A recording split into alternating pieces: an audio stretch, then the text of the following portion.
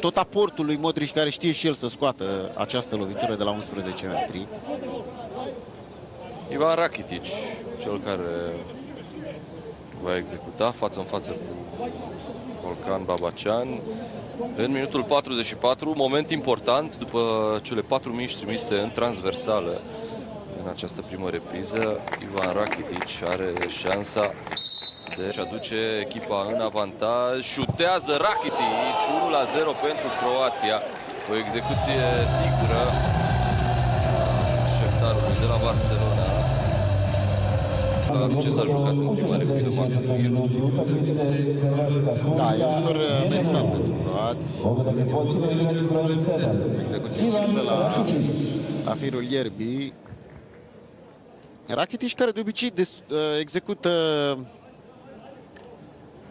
Çalhanoğlu și cu Ayhan în preajma balonului. Probabil Çalhanoğlu care va șuta.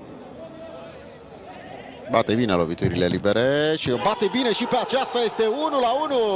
Gol marcat de Çalhanoğlu. Deviată ușor. Iată, Da, decisiv mai mult, da.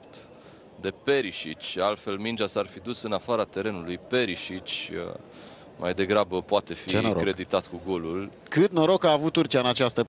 Tot aportul lui Modric, care știe și el să scoată această lovitură de la 11 metri. Ivan Rakitic, cel care va executa față în față cu Volkan Babacean.